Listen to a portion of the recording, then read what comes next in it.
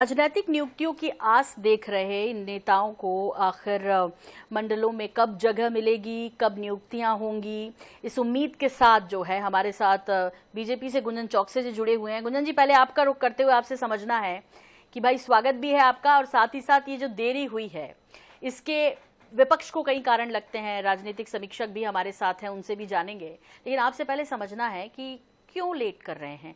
1 साल हो गए हैं, सरकार ने अपना 1 साल का जश्न भी मना लिया, लेकिन ये जो इंतजार कर रहे हैं, क्योंकि इनको भी फिर काम जिम्मेदारी मिले तो उन विभागों में काम हो पाए।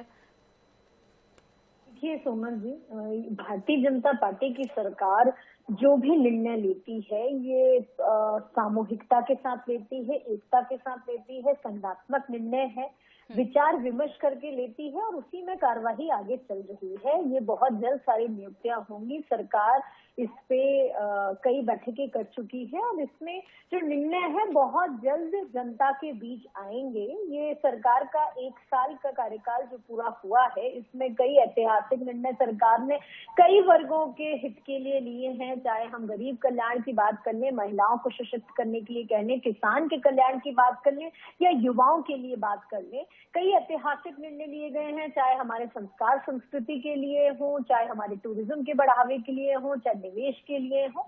अब रही बात इन निगम मंडल की, जो आपका जो सवाल है, इसमें बहुत जल्द सभी जो नाम है उस पर विचार विमर्श हो रहे हैं। संगठनात्मक कार्यवाही है, तभी तो भारतीय जनता पार्टी और कांग्रेस का फर्क समझ में आएगा। यहाँ पर ये सबसे स्ट्रॉन्ग कैडर बेस्ड पार्टी ही इसलिए कहलाती है क्योंकि इसका जो मूल मंत्र है सबका साथ, सबका विकास, सबका विश्वास और सभी का प्रयास। तो इन तरीके के निर्णय में सभी को सामूहिकता के साथ एक ऐसे नाम पे निर्णय लिया जाता है जो समृद्ध हो, सशक्त हो, संवेदनशील हो, जिसके अंदर सेवा का भाव हो और जो निष्पक्ष रूप से जनता का कल्याण कि उस भाव से अगर उस कुर्सी पे बैठे। ऐसे निर्णय के लिए थोड़ा समय लगता है, लेकिन बहुत जल्द वो नाम आएंगे और वो नाम ऐसे आएंगे जो जन कल्याण की है। ये जो आपने भी बात कही कि भाई एक जिम्मेदार व्यक्ति को वहां बैठाना है, तो प्रदीप जी और उनकी पार्टी ये कहती रहती है कि दरअसल क्या है, बात नहीं बन पा रही। तो बात नहीं बन पा रही इस वजह से पहले जो है उपचुनाव हो गए, फिर अब संगठन के चुनाव हो गए, फिर अब विधानसभा सत्र भी आ गया, तो इसे खींचा जा रहा है क्योंकि कहीं ना कहीं बात नहीं बन रही। इसमें कितना सच है गुंजन जी? देखिए ये सोनल जी, ये बात कांग्रेस की उतनी ही निराधार है जितने की कांग्रेस पार्टी निराधार। देखिए कांग्रेस के, मैं वो 15 महीने के कार्यकाल को याद दिला दूं 2018 की। 15 महीने की सरकार बनी थी, लेकिन तब वहां पर तबादला उद्योग बना के छोड़ दिया था तत्कालीन उस समय जब मुख्यमंत्री रहे थे कमलनाथ जी ने। तो ये काम भारतीय जनता पार्टी की सरकार में नहीं होता कि सिफारिश की और काम हो गया। ये भारतीय जनता पार्टी की सरकार है। ये कांग्रेस की तरह भ्रष्टाचार में यकीन नहीं रखती, ये कांग्रेस की तरह परिवारवाद में यकीन नहीं रखती। ये विकासवाद की सरकार है जो विकास में यकीन रखती है। भारतीय जनता पार्टी की सरकार है, यहाँ पर जो समृद्ध होगा, जो उस दायित्व के काबिल होगा, उसको वहां वो कुर्सी पे बैठाया जाएगा, क्योंकि ये राजनीतिक निर्णय नहीं है, ये जन कल्याण के निर्णय है और भारतीय जनता पार्टी उसको जन कल्याण के निर्णयों में 1 साल लग रहा है तो सवाल उठेंगे ना। प्रदीप जी भी बोलेंगे, उनकी पार्टी भी बोलेगी। प्रदीप अहिरवार जी, आपका रुख कर रही हूँ, आपको क्या लगता है क्यों देरी हो रही है? क्या वजह होगी इस देरी के पीछे की? हालांकि देखिए, जब तक संगठन चुनाव ना हो तो फिर नियुक्तियां कैसे हुई? बड़ा कॉमन सी बात है ये। तो संगठन का चुनाव भारतीय जनता पार्टी में अभी हो रहा है। 1 साल सरकार को हो गए और मोहन यादव जी को भारतीय जनता पार्टी के प्रदेश की जनता ने 166 सीटों से प्रचंड बहुमत दिया। और इतनी बड़ी बहुमत होने के बावजूद भी अगर मंडल, निगम, इनकी नियुक्ति, आयोग की नियुक्तियां नहीं हो पा रही है, सब पर मोहन यादव अपने पास रखना चाहते हैं, अपने लोगों को देना चाहते हैं, तो शिवराज सिंह चौहान और बीडी शर्मा, इन तीनों बड़े नेताओं में और आरएसएस के नेताओं में खींचतान चल रही है कि हमारे लोगों को ज्यादा बनवा लिया जाए। तो एक लगातार पिछले साल से हम कहते आ रहे हैं कि उपचुनाव है, लोकसभा के चुनाव है, फिर उपचुनाव आ गए, फिर संसद के चुनाव आ गए, फिर अभी विधानसभा का सत्र आ रहा है। तो मध्य प्रदेश के लोगों को जो निगम और मंडल में नियुक्तियां होती हैं, आयोग में नियुक्तियां होती है, तो लोगों की जो समस्याएं हैं, उन समस्याओं को लोगों को निपटाने में आसानी होती है। निगम और मंडल में अगर नियुक्ति होती, आयोग में नियुक्तियां होती, मैं खुद आयोग का सदस्य रहा हूँ, अनुसूचित जाति आयोग, जनजाति आयोग, महिला आयोग, इन आयोगों में भारतीय जनता पार्टी नियुक्ति न कर रही है। प्रदेश में जिस तरीके से महिला उत्पीड़न, दलित उत्पीड़न, आदिवासी उत्पीड़न बढ़ा है, और गृह विभाग भी माननीय मुख्यमंत्री जी के पास है। तो मुख्यमंत्री जी खुद इन सब चीजों को देख रहे हैं और असफल एक मुख्यमंत्री के रूप में 1 साल में उनका कार्यकाल रहा है और बड़ी खींचातान इनके संगठन में चल रही है। हमारी बहन कह रही थी भाजपा की कि भारतीय जनता पार्टी बहुत मजबूत पार्टी है, संगठन वाली पार्टी है। तो ये संगठन वाली पार्टी को प्रदेश की जनता ने विजयपुर में आईने दिखा दिया। मंत्री को 7,000 से अधिक वोट से हमारे कार्यकर्ता ने हराया, जहां पर शिवराज सिंह चौहान माननीय मुख्यमंत्री मोहन यादव जी ने 14 रैलियां करी और जहां पर डबल इंजन की सरकार है, कृषि मंत्री केंद्र में माननीय शिवराज सिंह चौहान जी 1 लाख वोटों से 1 साल पिछले नवंबर में जीते और इस बार 1 लाख का अंतर कांग्रेस ने कर दिया कम। तो पूरे प्रदेश में ये माहौल भारतीय जनता पार्टी के प्रति बन गया है कि झूठ बोलने में इनका कोई सानी नहीं है, इवेंट करने में इनका कोई मुकाबला नहीं कर सकता और जो गारंटियां प्रदेश की जनता को इन लोगों ने दी थी, उन गारंटियों का कहीं दूर दूर तक कोई अता पता नहीं है। अब इस प्रदेश की जनता समझ रही है। जी, जश्न तो मनाया इन्होंने, एक साल इनके पूरे हो गए और जन कल्याण पर जन कल्याण अभियान चल ही रहा है। राजीव खंडेलवाल जी भी हमारे साथ है। राजीव जी, जल्दी से आपसे भी रिएक्शन लेते आऊंगी दोबारा प्रदीप जी आपके पास कि ये जो नियुक्तियां हैं इसकी मुख्य वजह आपको क्या लगती है? तकनीकी रूप से वक्त नहीं मिला या इस वक्त को खींचा जा रहा है? प्रदीप जी को जो शंकाएं जो है परेशान कर रही हैं कि भाई आपस में जो है इनकी बन नहीं रही है और हर कोई चाहता है कि अपने आदमी को जो है आयोग में, निगम में, मंडल में फिट कराया जाए और इसी वजह से, इस खींचतान की वजह से नियुक्तियां अब तक नहीं हो पाई है, वरना सारे काम कितने फटाफट किए। राजीव जी कैसे देख रहे हैं, क्या समझ रहे हैं इस पर? समझ को पहले समझता हूँ। देखिए, पहले इस बात को समझिए कि निगम मंडलों की आवश्यकता क्यों पड़ती।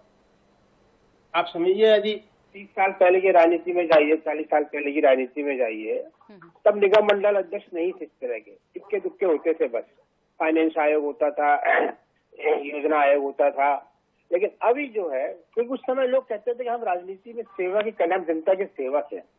बात आज भी लोग ये कहते हैं कि हम जनता की सेवा करने, जनता के सेवक बनकर उनके हम सेवक हैं, नौकर हैं। लेकिन वास्तव में राजनीति जो है वो स्वार्थ के लिए, राजनीति में जो आते हैं नेता लोग, उसे स्वार्थ की राजनीति के लिए आते हैं, व्यक्तिगत स्वार्थ के लिए आते हैं। और उस व्यक्तिगत स्वार्थ की पूर्ति का एक साधन जो होता है वो विधानसभा में जाने का, तो पद पाने का होता है। उस पद पाने का एक माध्यम विधानसभा होता है और जहां कुछ लोग विधानसभा की टिकट पाने में असफल होते हैं, वो ये दूसरा रास्ता चुनते हैं, इनडायरेक्ट, जनता के चुने हुए बिना सरकार की कृपा से वो राजनीतिक पद पाए, निगम अध्यक्ष पाए और कैबिनेट स्टेट रैंक पाए। ये इसका बेसिक कारण है। अब सवाल ये होता है कि इसमें देरी क्यों हो रही है? सवाल ये, इसका कोई नियम कानून तो है नहीं कि सरकार जैसे बन गई, आपकी नई सरकार का गठन हो गया, आपने शपथ ग्रहण कर ली, मतलब इसके निगम अध्यक्ष, उसका भी कोई नियम कानून होता है? सब कभी भी किया सकते, क्योंकि राजनीतिक आपकी स्वार्थ की पूर्ति का एक साधन है। तो चूंकि इसके दो एस्पेक्ट आप देखेंगे, यानी आधा गिलास खाली कि आधा भरा। पहले मैं आपको बताऊं, आधा गिलास भरा ही इस सेंस में बात कर रहा हूं कि इतनी मेजॉरिटी, थम्पिंग मेजॉरिटी मिली है भाजपा को कि जिस उद्देश्य के लिए निगम अध्यक्षों की क्रिएशन किए गए थे, एक समय पटवा सरकार ने बीच में एक समय पूरे निगम को भंग कर दिया था, जैसे मोहन जी ने खुद आते से भंग कर दिया था।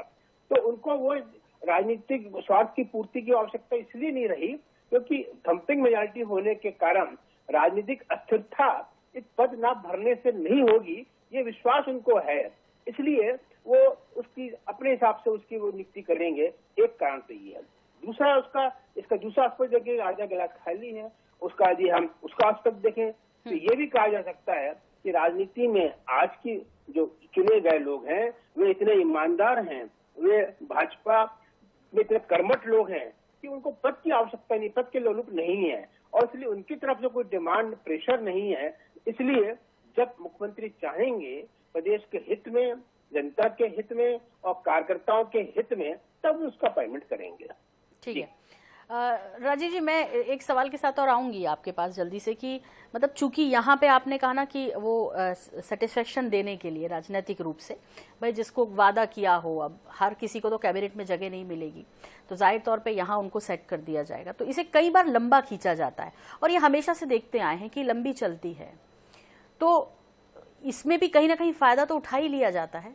अब उसमें पसंद नापसंद, मेरी तुम्हारी, ये सब तो चलता ही है।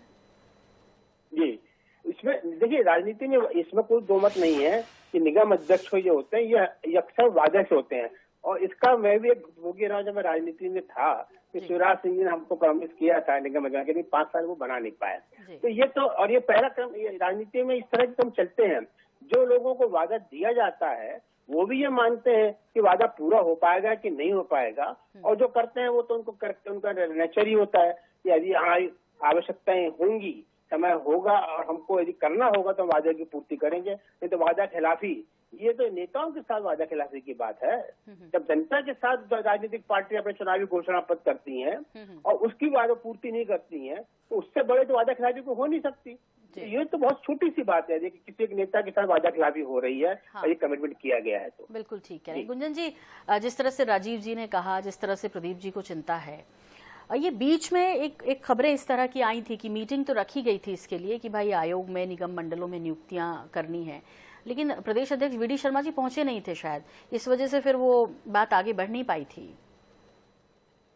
देखिए सोनल जी, मैंने अपनी बात की शुरुआत में कहा था ये लोकतांत्रिक एक प्रक्रिया के तहत सारा काम हो रहा है। अभी आपने देखा होगा जिस तरह भारतीय जनता पार्टी की सरकार संगठन पर्व भी बना रही है, संगठन पर्व के तहत जिस नियुक्तियां हर अलग अलग क्षेत्रों में आए दिन आपको लिस्ट भी सामने आ रही हो, वही आयोग के लिए भी बहुत जल्द सारे नाम सामने आएंगे, क्योंकि भारतीय जनता पार्टी की सरकार इसको सिर्फ एक अपना एक रिस्पॉन्सिबिलिटी की तरह लेकर काम करना चाह रही है। सिर्फ ये फॉर्मेलिटी नहीं है कांग्रेस की तरह कि अपने अपने जो नाम आए हैं, जिस तरह मोहन यादव जी की सरकार एक अच्छे नवाचार पे चलने वाली सरकार है, जिस तरह कल्याणकारी योजनाएं लेकर आने वाली सरकार है। और 1 वर्ष की जो बात अभी कांग्रेस के प्रवक्ता कर रहे थे, तो मैं उन्हें बता दूं कि 456 संकल्प होते हैं, उन संकल्पों में से 310 संकल्प पे काम शुरू हो चुका है और 50 से ज्यादा संकल्प मात्र 1 वर्ष में पूर्ण हो चुके हैं। मैं बहुत गौरवान्वित हूं कि मैं एक ऐसी पार्टी की कार्यकर्ता हूं जहां पर अगर जनता जनार्दन के लिए कोई संकल्प लिए हैं तो उन्हें सिर्फ कागजों पर रख के नहीं छोड़ा है, उसे पूरा किया है। 5 वर्ष के कार्यकाल में पहले ही वर्ष में जो कल्याणकारी योजना लेके आए हैं डॉक्टर मोहन यादव जी, वो सबके समक्ष उन्होंने जनता के बीच रखे। अच्छा, इसको गुंजन जी मैं आपको टोक रही हूँ, माफ कीजिए, लेकिन ये जो आपने निगम मंडलों आयोग की बात की, ये क्या गैर जरूरी लगते हैं क्या आपको? कि मतलब आपने कह दिया कि जो जरूरी चीजें थी वो साल भर में कर ली, तो ये जरूरी नहीं लगता कि इसमें भी जनता के सीधे हित जुड़े रहते हैं, सीधे मामले जुड़े रहते हैं, तो इनको भी प्राथमिकता के साथ करना चाहिए था? आपने कहा भाई इतनी प्रचंड जीत जब आपको मिली तो उम्मीदें भी बढ़ी होंगी, और उम्मीदें बढ़ी हैं तो न सिर्फ जनता की बढ़ी है, आपके अपने लोगों की भी बढ़ी है, तो इसको भी इस प्रक्रिया में शामिल कर लिया जाना चाहिए था। या अभी आप 5 साल की बात करेंगे, क्योंकि आप अभी प्रदीप जी से हिसाब ले रही थी 15 महीने की सरकार का।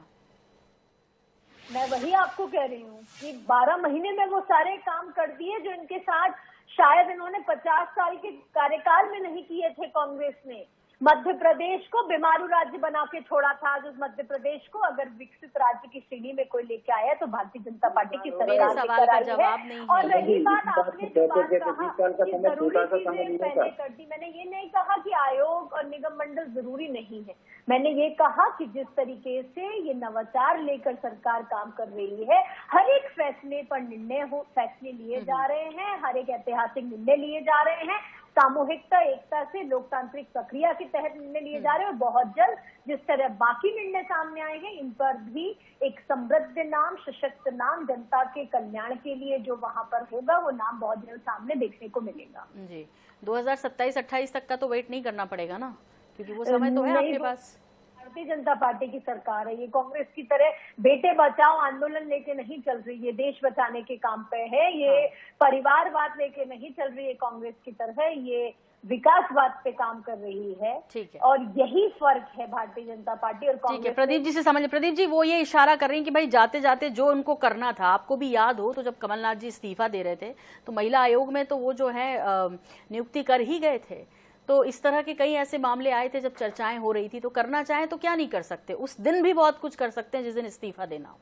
सोनल जी, मध्य प्रदेश में 1 साल से मोहन यादव जी मुख्यमंत्री हैं, अलोकप्रिय मुख्यमंत्री हैं। इनके नेतृत्व में 3 चुनाव हुए, तीनों चुनाव में 2 में कांग्रेस ने लगातार टक्कर दी, जबरदस्त टक्कर दी, एक कांग्रेस जीती। और संगठन में इतनी गुटबाजी है शिवराज सिंह चौहान जी में और मोहन यादव जी में, वीडी शर्मा में, ये कहते हैं कि हम बहुत मजबूत पार्टी हैं, 24 घंटा हम चुनाव के मोड में रहते हैं। बीना में आप इस्तीफा दिलवा दीजिए ना, जब हमारी पार्टी की निर्मला सप्रे आपकी पार्टी में शामिल हो चुकी हैं, तो आप बीना में इस्तीफा देकर चुनाव में क्यों नहीं आ रहे? ये जानती है भारतीय जनता पार्टी और मोहन यादव जी की चुनाव बीना में भारतीय जनता पार्टी हारेगी। इसी कारण वहां पर भी चुनाव नहीं हो रहा है। संगठन में धोखाधड़ी है। फर्जी सदस्यता अभियान मध्य प्रदेश में किस तरीके से चलाया गया, पूरे चैनलों ने दिखाया, कहां कहां से लोगों को सदस्य बना दिया गया, ड्राइवरों को, मरीजों को, जो प्रदेश में नहीं थे, सरकारी कर्मचारी, छोटे छोटे बच्चों को भी इन लोगों ने सदस्य बनाकर ये दिखाया कि भाजपा का संगठन बहुत मजबूत है। भारतीय जनता पार्टी का संगठन कोई मजबूत संगठन नहीं रह गया है। और जहां तक पद की बात है, ये पद मोहन यादव जी इसलिए नहीं देना चाहते कि 3-4 बड़े नेता को भारतीय जनता पार्टी के अपने अपने समर्थकों को बिठाना चाहते हैं। और इस संगठन की गुटबाजी ये नियुक्तियों में जो लेट लतीफी हो रही है उसमें स्पष्ट दिख रही है। 1 साल हो गए। अगर मोहन यादव जी इतने ही मजबूत मुख्यमंत्री हैं, और हमारी बहन कह रही थी कि हमने बहुत संकल्प पूरे कर दिए, एक भी गारंटी जो बहनों को 3,000 देने की बात की थी अभी तक पूरा नहीं हुआ। किसानों के लिए इन्होंने कहा था कि हम समर्थन मूल्य पे 2700 में गेहूं खरीदेंगे, 3100 में धान खरीदेंगे। बहनों के नाम पर अब बरगलाने की कोशिश करेंगे बहनों को। आप विधानसभा चुनाव से बरगला रहे हैं, लेकिन तब भी चल रही थी लाडली बहना योजना, लोकसभा के बाद भी चल रही थी और आज भी निरंतर चल रही है। आपके बहकावे में मध्य प्रदेश की बहनें नहीं आई। कहाँ चली जाती हैं? इसीलिए इस प्रदेश में जो कानून का राज खत्म हो चुका है, जंगल राज है। मोहन यादव जी सबसे असफल मुख्यमंत्री आज तक के इतिहास में रहे। कानून व्यवस्था इनके राज्य में ध्वस्त हो चुकी है। और हमारी गुंजन बहन जी अंदर अंदर ये बात को स्वीकार कर रही है कि बहन बेटियों के साथ दुष्कर्म में पूरे प्रदेश में नंबर 1 देश में। हम राजनीतिक मुद्दा नहीं बनाते महिलाओं के साथ जो अत्याचार हो रहे हैं कांग्रेस की तरह, कि अगर भारतीय जनता पार्टी की जहाँ सरकार है वहाँ हम अत्याचारों को गिनाते हैं, लेकिन जहाँ आपकी सुरक्षा का माहौल है, कानून व्यवस्था ध्वस्त है, कोई गारंटी पूरी नहीं है। और गृह मंत्री भी हमारे माननीय मुख्यमंत्री जी हैं, गृह मंत्रालय भी इनके संभल रहा है। और निगम मंडल और आयोग बनकर जो काम की सुगमता होती है, वो काम की सुगमता भी मोहन यादव की सरकार इस प्रदेश की जनता को नहीं दे पा रही है। ठीक है।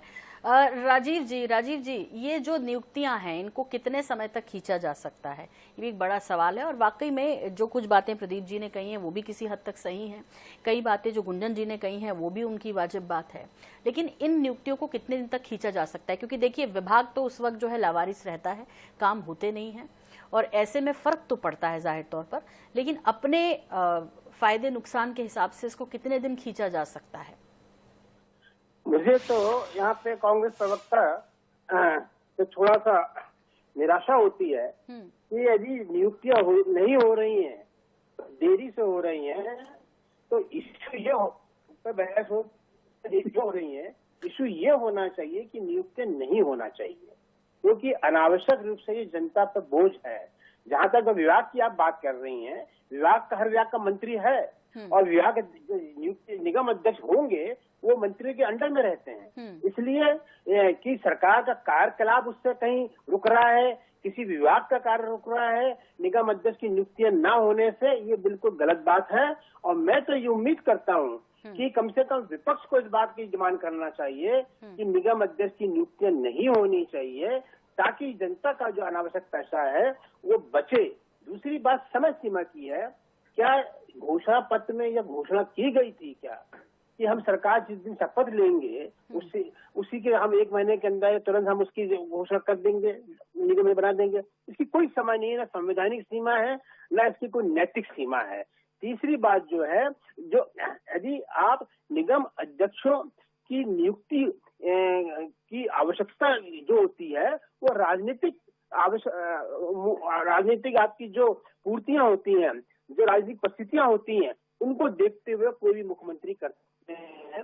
आज आवश्यकता नहीं लग रही है तो मैं नहीं समझता इश्यू डिबेटेबल भी है कि नियुक्ति क्यों देरी कर रही है की जा रही है। और इस निश्चित रूप से इस बात पे बहस होना चाहिए, इस बात पे पब्लिक में भी ओपिनियन बनाना चाहिए कि जिस तरह की नियुक्तियां कहीं ना कहीं जनता के पैसे पे अनावश्यक बोझ है। और इससे कोई अंत में एक बात और कहना चाहूंगा, जो भाजपा प्रवक्ता ने कहा वो कहीं ना कहीं वो अपनी गलती को मान रही हैं जब वो ये कहते हैं कि 550 मुद्दों में से 301 पे हमारी कार्रवाई चालू हो गई है, तो 150 मुद्दे पर अभी कार्रवाई चालू नहीं हुई है।